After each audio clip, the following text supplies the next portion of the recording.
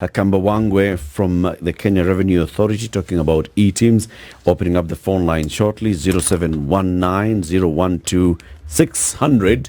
And also we'll be reading the questions and comments on YouTube, on Facebook, on X, on IG. Again, today's proverb, courtesy of CT, who is sorting out his eTIMS. It's from Mauritius.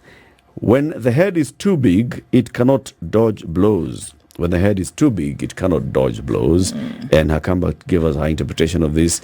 Because eTIMS is too big, it's not dodging the blows. Okay, start throwing those blows. Edna will pick the calls. We'll put them on air. Read some of the questions and comments. Okay, so one question here. What about mileage claims? That's something for you to think about. So that's how does then that come through?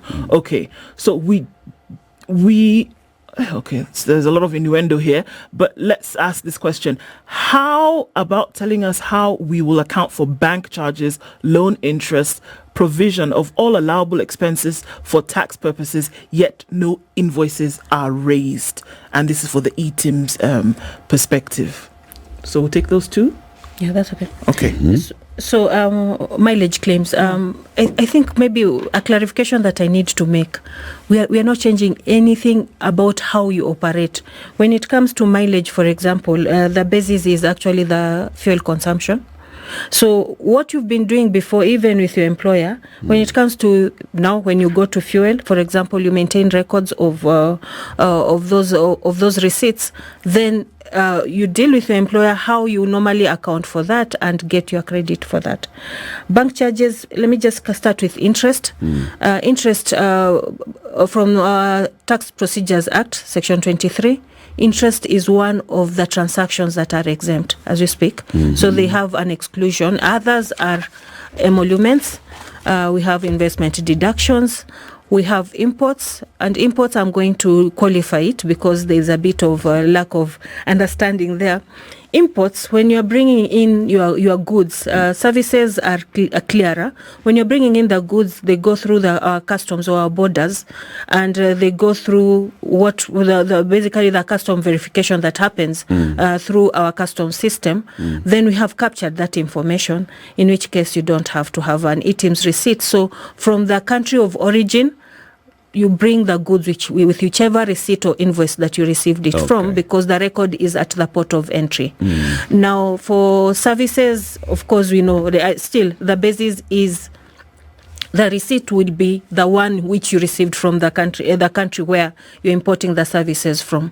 So for goods, I'm coming back to goods again. If you take this bottle, get it at the border, at that point you don't need an eTIMS receipt.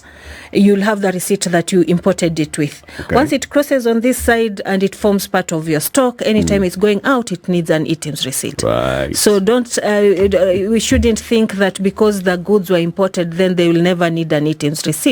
It's at the point of importation. Only so it's there. the transaction. Okay. So I think those ones are the examples I was giving of the transactions that are actually exempt, and interest is one of them. And it says with and similar payments. Now, from what we were looking forward to is having the eTIMS regulations in the Tax Procedures Act, so that we give clarification on. Because in the Tax Procedures Act, it says, and similar payments. Remember, we've covered interest when it comes to financial transactions. But then we said, and similar payments. We wanted the public to see if bank charges would be part of what would be classified as similar payments. For now, if someone needs clarity for that, you can actually get an official communication from our policy division. But the best place would be from our regulations. We are going to clarify that. Okay. Yeah. Let's go to the phone lines. I've got several. I'll start with Rotich in Mombasa and then Zippy in Nairobi. Rotich, good morning. Good morning, Eric. How are you? Very well, thank you. Ladies and gentlemen, good morning. Good morning. Hi. Thanks, Madam Hakamba, for coming in to give us more info on this eTIMS system. Now, I've got like 3 questions, but let me start with this.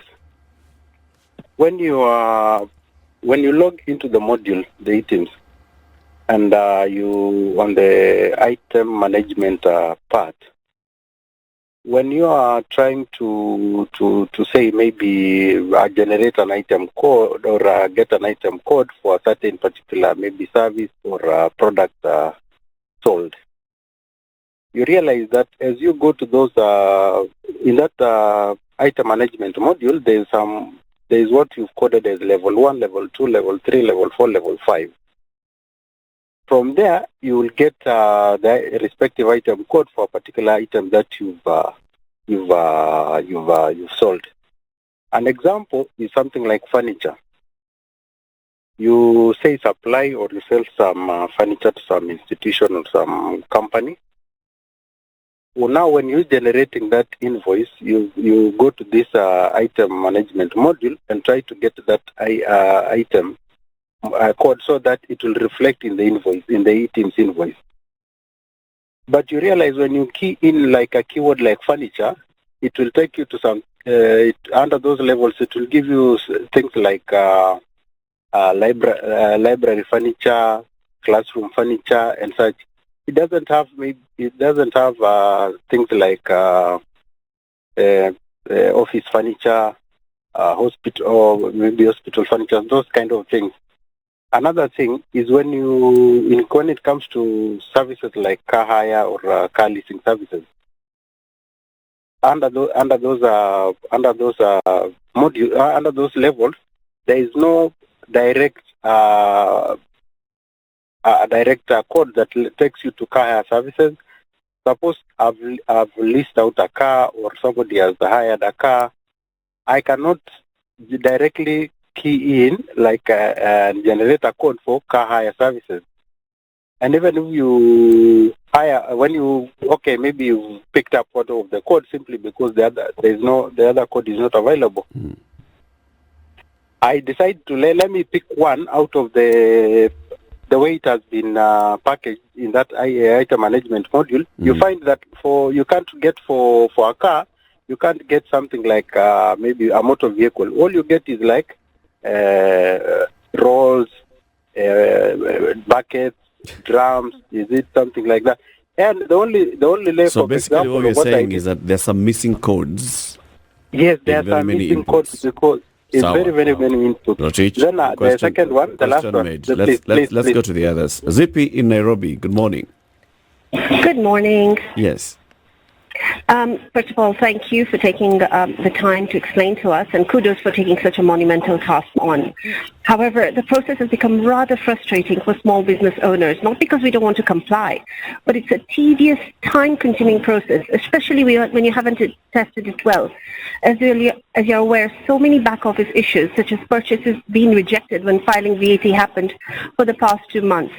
And what happens is when we try to call to try and every individual case is separate. There are no answers to the calls. Emails are not being got to. And at the last minute, we're told to go back to manual filing, which then we have already filed earlier with the excess VAT, which affects our cash flow as small business. And you are very well aware that cash flow is really, really integral to our part to conduct a small business. So my suggestion is, one, please, in advance, before the due date of the 19th, either check the system and make sure that all transactions can be captured. It's not the fault of the small business owner if an ETR unit is not transmitting to you. Yep. We can't go after our suppliers all the time. This system should have been checked beforehand. And secondly, just a last comment. Again, kudos, but please test the system before implementing it and let us know what we're supposed to do next month. We like to file by the 10th. We can't be waiting till the 19th or the 20th at the nth hour to file. Thank you. Thank you, Zippy. Peter in Nairobi, and then we'll go to Dr. Simon Kondu of KMA. Hi, everyone. Thank you for allowing me to speak. My concern is I'm using the Android app, and I've gone through that tedious process of item codes, which I think they should revisit and rework it. But now when it comes to printing out the invoice, from a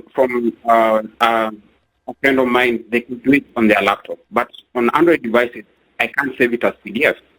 It's something from an IT company. It's something that should be part of the system already. What does it save us? It's forcing me to now buy a Bluetooth printer so that you can print it. I'm able to print. Okay. But why not save it as PDF and print it somewhere else? Yeah, that's my concern. Okay. Good one. Thank you. Dr. Simon Kondu, President of the Kenya Medical Association. Thank you very much, Latif, and say a big hi to my friend Hakamba. Good morning, Simon. I'm a Salimika. So, two things. I thank Hakamba for the many meetings we've had with KRA, but I can assure you that eTIMS for doctors, we are not boarding, and we gave them a simple solution. Exempt doctors invoicing from eTIMS. Why? And, it's because of all the problems you've already had, one, but two, there are two problems that you have with that invoicing. KRA want to run your clinic using the eTIMS system, and their eTIMS system is inefficient. That's one. Number two, the point of the tax point, the point of invoicing, me, Kigondu, I see Eric Latt there. Yeah. Maybe he has a torsion. We need to remove his testes or something. Sorry for the example. The invoice will read Eric Latif, the service is removal of testes, and the amount is 1,000 shillings. And if you put it in an eTIMS system, KRA will owe you 300 shillings whether or not you are paid. In the past arrangement where we've had, for instance, an insurance is paying for you the 1,000 shillings, the invoice will have all those details. By the way, an insurance company cannot pay a dummy patient. Yep. And therefore it will go straight to the insurance. Yeah. The insurance, one, may refuse to pay. Say that procedure is not covered. And if they refuse to pay and you have put that thing already in the eTIMS system, you already owe KRA. So when we talk to the team at KRA and ask them, when an insurance doesn't pay you, what happens? They say, oh, you pay first, then you go and prove that you... Why would the insurance not pay? In 40% of doctors' bills are unpaid. Let's start with NHIF. Why? NHIF owe doctors, they just don't pay. Why? They just don't pay. Why? They just don't pay. Even as you ask, in fact, it is the duty of the government. And the problem we are having is that same government that has refused to facilitate doctors to collect their money is the same one that wants doctors to pay tax before being paid. Let me give you a good example. Resolution Health collapsed with millions of doctors' shillings. It went. They have agreed. The patient has been treated. They have gone home. We have provided UHC. We have invoiced. Resolution have agreed and said, yes, we will pay. Then they collapsed. We sent to government. Government is not able to refund all this. Secondly, NHIF have refused to pay. And if you had put these invoices in eTIMS, then you are the provider. Right. You are government. Yeah. So it is not refused to pay. It's they have failed to pay. Hold on, Dr. Ari. Yeah. Because when you say they've refused to pay, it would sound like there's something erroneous with your claim. Yes. Let's not use... No. Claims are fine. Okay. Rural private roofer are owed 29... No, rural KAPH and all those are owed 29 million. It's not that the claims have a problem, but now more important, the breach of confidentiality. When the KRA team says that there is no personal information in that invoice, it's wrong. A PIN number can trace you direct to your house. And in the invoice, if you look at what an eTIMS invoice contains, I put it up yesterday in my page. Can I read it for you? It has a description of the services. In medicine, a description of the services is gonorrhea and things like that. Okay. In a PIN number is identified to be a name. And finally, let your host tell you, we actually went to 17th floor of KRA and asked them, okay, let's see how this works. And they clicked. And the first thing that comes is name. And the second one is the type of gonorrhea. And then, so they should not be. Let them exempt doctors. We have actually filed a court case. Yesterday, we filed a court case because after 4 meetings, we saw that, yes, we are happy KRA are trying to expand the tax base, but a breach will even lead to foreigners not coming to Kenya because the EU laws do not allow personal information to be put in eTIMS system. So when you have KRA discussing a patient confidentiality, it's the doctor who by Data Protection Act will be charged 5 million, and if it's an EU court, it will charge you 1 billion. So let them exempt doctors from eTIMS. So we have just that to be clear, Daktari. Yeah. If you go to a doctor and there's a gonorrhea issue, Yes. my insurer and NHIF are going to have this gonorrhea information. Yes, they have. And why? Yeah. Because you have signed an agreement with the insurer Right. that the doctor can give this information for the purposes of payment. Why? Okay. Fraud is where people generate invoices of fictitious diseases. Does the data protection law Yes. give KRA some access and limitations to information about me? No, they would need to sign with all patients. Okay. Because so what we'll do if they do not exempt doctors from this is what we will do. We will be charging the patient and telling the patient to go claim from the insurer so that the insurer is the one who has the how do you put it, liability. Okay. It would be me to be that the information of Eric Latif about us removing his testes, for instance, being discussed at KRA has come from Dr. Kigondu because he's the only person we saw. You see, and let me tell you, KRA should be very careful. The practice of medicine is based on confidentiality, and it's based on the doctor keeping that information. They can't just say, and what is this emergency about tax? Doctors are the highest payers of tax. Can I ask you, doctor, because we are about to go into a break? Yeah. Okay. For anybody who's listening to you and feeling, okay, these doctors have been, come to Dr. Kigondu's clinic. I get treated for whatever thing I have. I pay him huko chini ya maji, not even through insurance.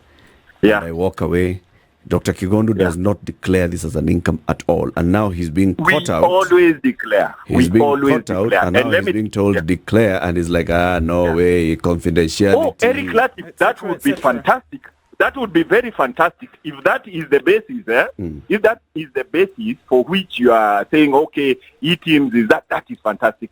95% of patients in Kenya who have been made poor by the current state of economy do not pay cash. 95% of medical patients pay via some form of insurance. So that problem you are trying to solve, you'll use more money trying to get that 1% of Dr. Kigondu, but 95% of the insurer, and that is the problem. And then when you use that insurance, 40% of these claims are not paid. And if they are paid next year. And if they are paid at all, I have invoices from people I have seen from 2007. And if I had put it in an eTIMS system of KRA, I would be the government. You and the rest of us who are spending bills, same WhatsApp. Daktari, thank you. Your questions have been heard. Rotich in Mombasa. Thank you for using the system. I can see you actually using the system and was able to identify where you felt that were gaps. Yes, we had some item classification that was not very comprehensive. What we are using is the UN classification of item code for purposes of identifying the various items and their tax rates.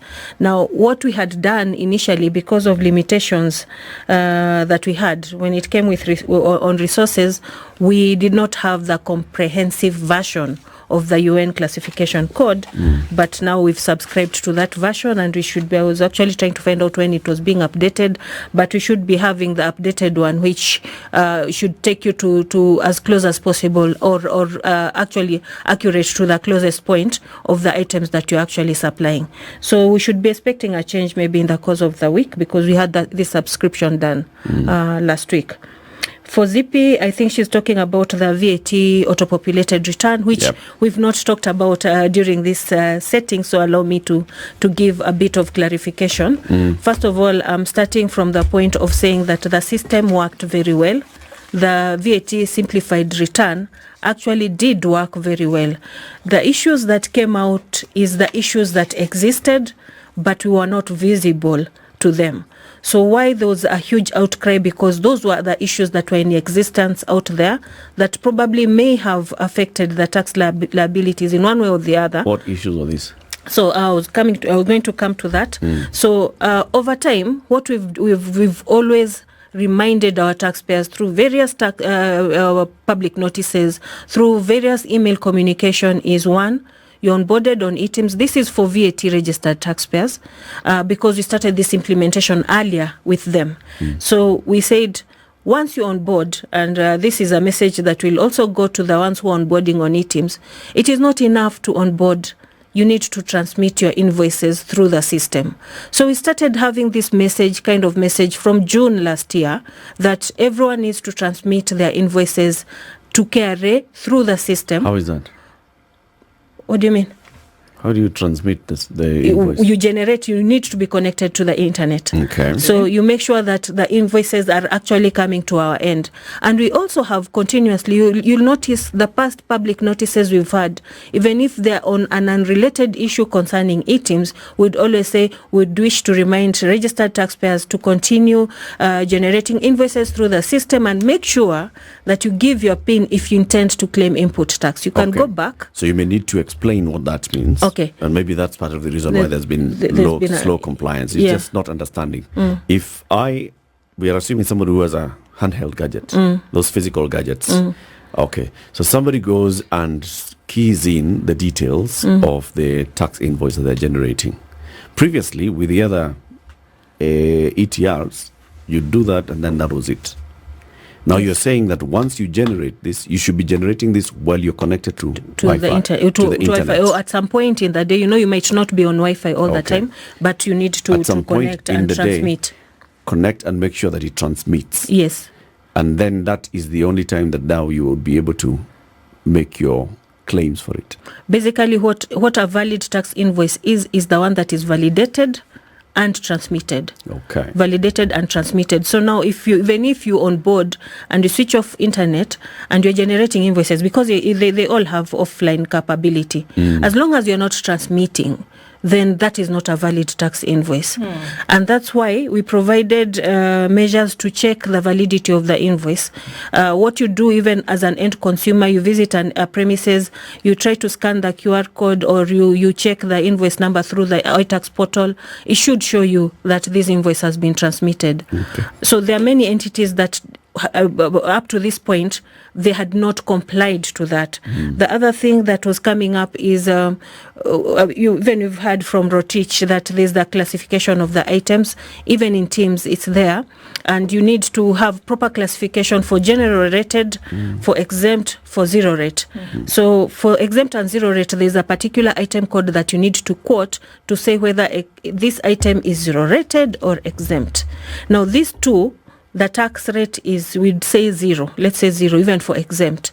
But the tax treatment of the two is different. For zero rated, what happens is that it comes with it an incentive that if you have a zero rated supply, you can claim input tax on those supplies. So if you incur VAT, you can claim input tax. So that's why we've separated them. But then at device level, now when it comes to the system, what taxpayers went and did, combined the two when it came to their inventory, so that zero and exempt are in one list. So what happens? It's transmitted, and because I said the system worked well, it all goes to zero rated, and then they come back. Hang on, how come all my zero rated and exempt are in one, but you did not separate them? But just to keep the long story short, maybe even for generation of credit notes, the law allows credit notes up to 6 months. But then when it comes to implementation, because what we did is give requirements, and we expected that taxpayers would adopt these requirements so that you comply with the tax law. But if there's somewhere where for one reason or the other the tax requirements were not met, then the validation in the system will not accept that. So for the issue of not capturing buyer PIN, what we experienced was that it was in two areas where you visit, you are buying something from another supplier, you either don't give your PIN, and that affected many people, or from the supplier point of view now, this is a bit complex. The person who is supplying to you, when it came to his own configuration of the system, as much as you gave the requirements and said, capture PIN here, we have a template. PIN goes here. You saw the receipt I showed you. Yeah. Item goes here, and the tax amount goes here. Someone goes and interchanges and probably maybe just puts PIN somewhere. When it comes to transmission, what happens? The PIN is not picked by the system because it's not where it was supposed to be found. Okay. It's not picked. So what happens now when you come to the auto-populated return, these other people you sold to can't find their purchases. Because of erroneous placement? Yes. Okay. Can't find their purchases. So Zippy was inconvenienced, and you can hear from her voice. Yeah. But because of issues that happened here and there, towards the end of that day, we really needed taxpayers to file their returns. The outcry was huge, largely because of something that happened on the trader side that was not addressed, either for them themselves, but for Zippy, you can see the person she bought from did not comply with the requirements, and Zippy was inconvenienced. Can I ask how long it takes for KRA to rectify something like that? Because obviously you've seen an erroneous placement, then would mean that one is unable then to manage their returns. Essentially, one would have to wait easily 2 to 3 weeks before KRA will come back to you and say, okay, now everything is fine, go ahead. What's the process of rectifying that erroneous transaction or that erroneous information? Okay. So maybe what I need to clarify again, when you're looking at such an implementation, look at it from the perspective of what KRA needs to do. Also look at what the taxpayer themselves, for example, giving your buyer PIN so that it's captured, it's the taxpayer responsibility. When it comes to now the system is configured well, depends. If the taxpayer did the configuration themselves, it might be the taxpayer's responsibility to correct that. But then it might be also the third-party vendor who may have made a mistake in the configuration and they need to correct those devices. Now, how so do KRA, I know? Just wait. KRA's responsibility is to pick such issues so that now when it comes especially to vendor issues or taxpayer issues, we are able to point out to them, and we have done that. For example, for the vendors, we actually picked the issues of Zippy and many such. We looked at the vendors who largely were being reported, and we zeroed in on 7 of them.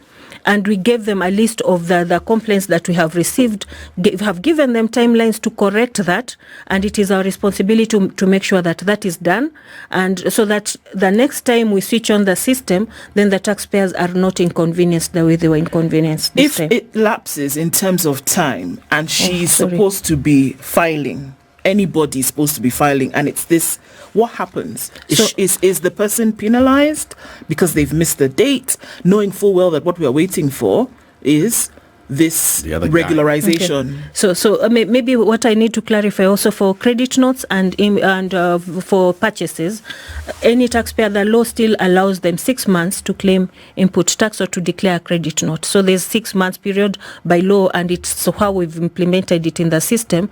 But still, when it comes to return filing, the return filing, for example, for VAT needs to be done by 20th. If someone, for one reason or the other, should require an extension to file their return, then they can make an application, give a justification. If in this case, this reason is because of this erroneous information, that at this point we are waiting for KRA to regularize, before then I can now have my complete basket, which I then file. So what happens in this case? Because it is not me. I'm ready. Again, still coming back to, we have 6 months to claim input tax, and credit notes still 6 months. But bottom line, KRA is going to take responsibility to make sure all the players do the right thing, including the compliance checks and enforcement. But at the end of it, in fact, when you look at the regulations for VAT, electronic tax invoicing, the responsibility is placed squarely on the user of the register to make sure that it is working well, to make sure that it is transmitting well. KRA, being the regulatory body, will provide oversight for this process. But at the end of the day, each individual taxpayer needs to take responsibility so that the whole ecosystem works well. So we had to switch it off, yes, at last minute, as Zippy said. And what we are doing is that we remember I've said we've reached out even for the ETR suppliers. We're also looking forward to the taxpayers. Once again, we are reminding all taxpayers, transmit your invoices. Where you need to claim input tax, give your buyer PIN. We will be back, but these measures need to be in place, because when you switch it on, once again, the validations will be the same in line with the provisions of the law.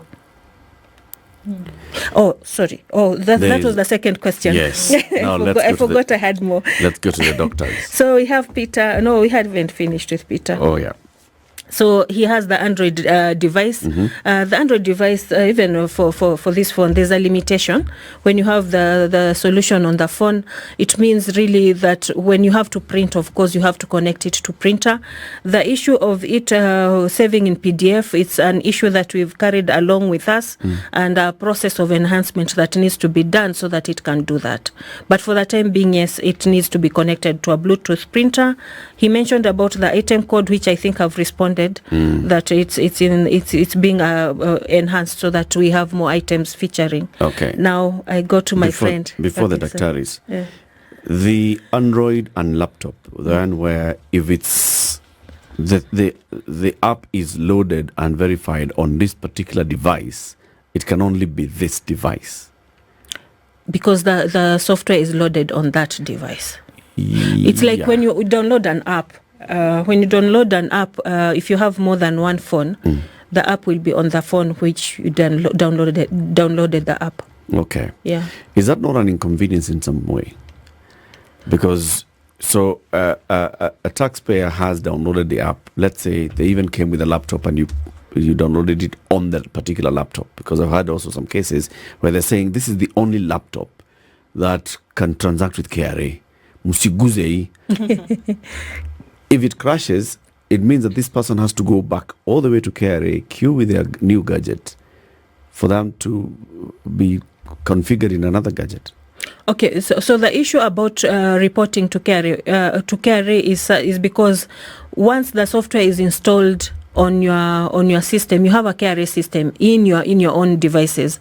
We have incidences where suddenly the laptops or the tablets are crashing a lot or getting stolen a lot, and the fires are also a lot. Yep. But the provision that we have given, if you don't have access to your system, again, according to the regulations, you must report. You must report, because in the period you don't have access to your system, then it might imply a revenue loss on our end. So the reporting is why you have to come back to KRA, but you can also send an email. However, when it comes to reinstallation, once you have, if you have technical know-how, most taxpayers prefer to come back. But if you have technical know-how, you can be guided on how to do the reinstallation. What's so complex about this thing? Why can't it just be like an app? Go somewhere, find the app, download, go ahead. Or just use the online system? Why must I have an app on a specific gadget? There's an establishment of trust. And even in this filing period for VAT, you'll be surprised at how many taxpayers came to us and denied their own sales and said, absolutely, I'm not the one who generated this sale. So that initialization process is so that we also have that, it links you to that device, so that at the time you are denying, we can actually be able to tell you there's a reason why we know for a fact you are the one who generated these invoices. So coming to the security features that actually go with that app, that's why it has to be installed on that particular device. But then I need to qualify that also. For people who have branches, yes, the software might be on one device, but then you have branches. From that one software, we can actually create branches where it can be used on several other outlets, so that you can actually use the same software in multiple versions of it. And all those gadgets must be brought to KRA. The one that has the software, what I'm saying is that the taxpayers actually normally prefer to come back. But if someone can be guided to do the installation themselves, they don't have to come. Are you sure they prefer to come back? Or are they finding themselves having to come back? I mean, it's a cost of compliance. Yeah. This is times that somebody is spending going to a KRA office out of their busy business as a small SME, and they're spending time queuing, waiting for their gadget to be installed, this thing, and then they go away. And it's a cost. Yeah, it is. But we've had some who've been able to. First of all, we've provided the information on the KRA website.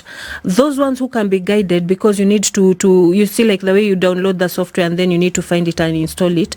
They just need to be guided how to do that, but they should be able to do it on their own. Okay. Yeah. Doctors. Now, doctors. Dr. Kingondu. Thank you again for reaching out. He's been very active in this front.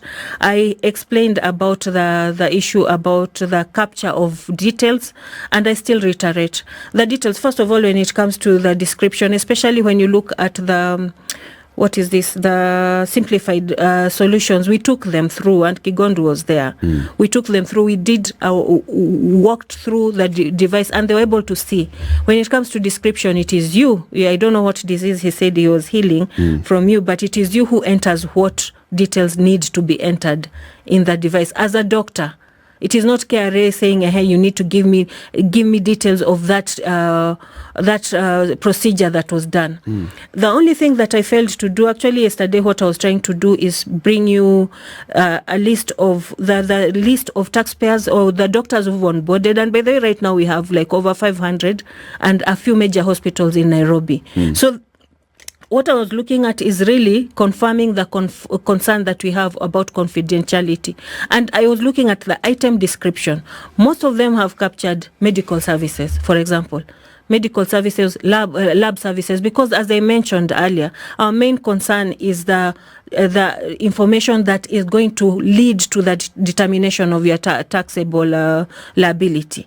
So we are not really interested to know do alienda hospitali kufanya nini. No, we just want to know that what she paid actually is being accounted for by that clinic when it comes to their liability. So I'm still going to maintain. I know Simon is going to dispute, but I'm trying to still explain that the information that we capture is generic. What we are interested in is what is going to go to determination of tax liability. So and this even is what you're telling the doctors. I'm still repeating that. You do not have to put the details like they do, because he's saying this is what we are used to. This will be when we are doing, because we have been dealing with insurance companies, and for insurance companies, I have to go into great detail of this is the reason, this is what I did with this patient, and this is how much it costs. For the insurance company to basically look and see, can we confirm that this is corresponding? You're saying for KRA, you can just write medical services. We don't need the details. What happens also is that even as they're going to the insurance, because what they were explaining was that when they generate the invoice, it's part of the documents that go to insurance, and the invoice needs to be detailed. For KRA purposes, we said generic information.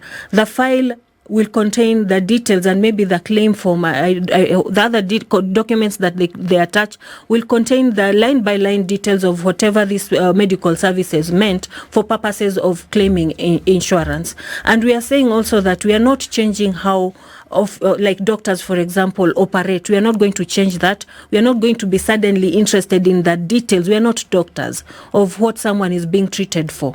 But we are asking how much were you paid and was your tax accounted correctly. That's all we are asking for. And if the concern is for confidentiality, how do we have over 500, as I checked last week, over 500 medical facilities on board? And I'm going to mention 3 major hospitals in Nairobi are already on board. How have they circumvented that? I've seen their invoices they're transmitting, and I can assure you the issue of data confidentiality has been addressed, and they have not disclosed what they are treating from those patients. Where they need to capture PIN, I have mentioned. The person who needs to claim the medical expenditure is the one who is going to offer their PIN. Otherwise, you could feel that maybe I don't want to disclose this, maybe my next of kin don't know that I'm going through this for one reason or the other, in which case it may not feature in your income tax return. So it's just the clarity that I need to provide, that the issue of confidentiality is addressed, and the reason why most of the doctors now have onboarded. Okay. But the point of invoicing, the issue about, I think there's a concern, and I think you really talked about it, about them treating someone and then they raise the invoice, but at point of insurance, either they are paid partially or they are not paid at all. Now, for us, when it comes to determination of tax liability, it's coming from the point of either income earned or income accrued. In the case where someone has not paid you and it goes to insurance, and maybe for one reason or the other, they did not agree to pay the whole amount, you can reverse that amount, and the provisions are in the system to be able to reverse. You account for only the taxes that are due from you, and that provision is there. So maybe the other administrative issues I think they would have to pick with is why insurance or NHIF is taking too long to pay them, because now that won't be within my scope to talk about. There might be other reasons on the other end, but we're just explaining for KRA, you account for the invoice is a record of transaction. It's actually saying this transaction was completed and this is how much it was worth, whether you are paid or not. But then at the point where you realize that this payment is not coming through, and it happens in the medical field, sometimes someone doesn't make it and they can't pay, there's nothing much that can be done, and therefore there's provision to reverse that supply, and no issue from us because such things happen. Okay. Does it also apply to other businesses where you have billed, you've issued an invoice, but then your client takes forever and a day to pay? Yes, actually, in fact, when we are talking about these provisions, I'm not talking about the doctors alone. These provisions are there across board. So we are not discriminating against others that these provisions are not there. So in the case of pending bills, you issued an invoice to county government, national government, whoever, and you've gone 6 months, 9 months, 12 months, you still haven't been paid. You see, as far as KRA is concerned, I recorded a sale 12 months ago. Whether I've received it or not, yes, and in that sale there was some VAT, and I was supposed to remit the VAT on the 20th of the next month. So what happens in this case? The tax point still applies, especially for VAT, because VAT is whatever that comes earlier. You've rendered the service. Have you rendered the service? Even if you've not done the invoice, you have raised the invoice, but you've not rendered the service, but the invoice is out, or you've received payment, but you've not done the service, you've not raised the invoice, whichever comes earlier. Where? Okay. Time for one more question, actually, but let's pick the ones in social media. There are very many. Yeah, there are quite some. Okay, so Wairimu was asking, can you put two-factor authentication to verify users on any device instead of requiring that a specific device must be used? There must be technical ways around this. Yep. So why is removal from special tables such a headache? Even after registering on eTIMS, 2 months later, I still cannot file my VAT. We can take those. Okay, yeah, thank you. So the issue of two-factor authentication, maybe the clarification I need to make, the solutions that we have are actually according to how, can we say, superior or inferior, I don't know which word to use, because the ones who are on system-to-system integration, for example, they are more flexible with their solutions. They can have more than one user using. They can give, like the way they're saying, give passwords to various users so that at different points someone can be able to use that solution, and maybe one ERP can be used maybe across the country. But then here, when we talk about the solutions that we have, like the client solution, really it was aimed at a small taxpayer. So if you have a taxpayer who is more advanced, they probably need a more advanced solution that they also don't minimize the space they have when it comes to their efficiency, because they've limited themselves to a solution that probably a small taxpayer should be using. So each solution has its own limitations, and those ones on the system-to-system integration, they'll find that they are having a better experience, more flexibility in what they want to do, and basically more efficiency in their operations.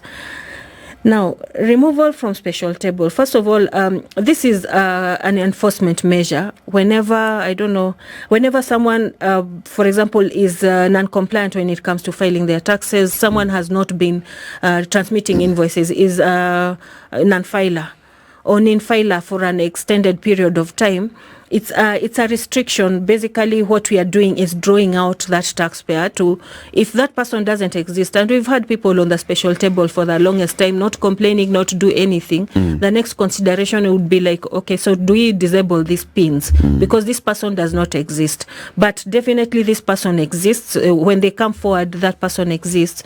And what the stations would be doing now, that the tax stations will be doing an analysis. It's not only about onboarding eTIMS, so that's the information that a taxpayer needs to know. There are other non-compliance issues that have been identified and need to be addressed, and the station will walk that journey with you. They may have to raise an assessment, you may have to pay taxes before you are removed from the special table. So one case might not apply to everyone. Another person might just be because he didn't onboard eTIMS, in which case it's very quick. But then for some, there's a bit of a check that needs to be done. Okay. So what I would advise these taxpayers to follow up with their stations and to address the issues that have been raised so that they can be removed. Is this deadline? When is the deadline? Deadline, yeah. Deadline is 6 days to come. So it's 31st March. Where? And so what happens beyond the deadline? No, I would actually like to say that we still have 6 days. They just on board. You'll find most of the solutions that we have, even USSD. I don't know, you said you used it. How long did you navigate through it? Have you used it? This was a quick one. Yeah, just on board. Just take 2 minutes on board. We'll talk about invoicing later. So first of all, get into the system. Let's not talk about then what. The law as it is. Yeah, what does the law say? It did not have provision for extension. So even the 31st March was I think like a grace period, so to speak, because we realized many taxpayers had not onboarded. So basically what you're saying is from the 1st of April, all my invoices should be eTIMS. Yes. Right? Yeah. I should generate all my invoices on eTIMS. If I want to make a claim of, some expenses at the end of the year, they must be supported by eTIMS invoices. Yes, correct. And if I don't have, then that is not an expense. Yes, it's not a valid expense. Okay. If somebody would like to ask more questions about this, what do they do? We still have... First of all, I would encourage all taxpayers. The issue that is coming up very frequently is that they don't have access to information. We've availed information on the website. We are conducting as many taxpayer education sessions as possible. When you see the notices, please hop on board. Hop on board because every week, even as we speak right now, there are some sessions going on. Please hop in so that you can be able to interact with the KRA officers. It doesn't matter whether you're in Nairobi or you are across the country, those sessions are going on. So don't ignore, just come on board so that you can have the information that you require to on board.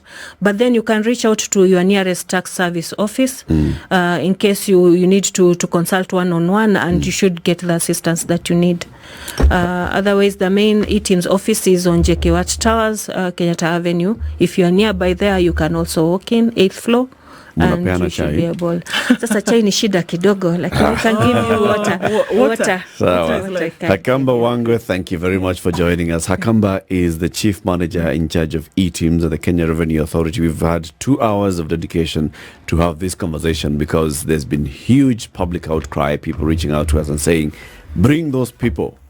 She's come, she's explained. Thank you for tuning in. Have a lovely day. This is the Situation Room. The only way to start your day.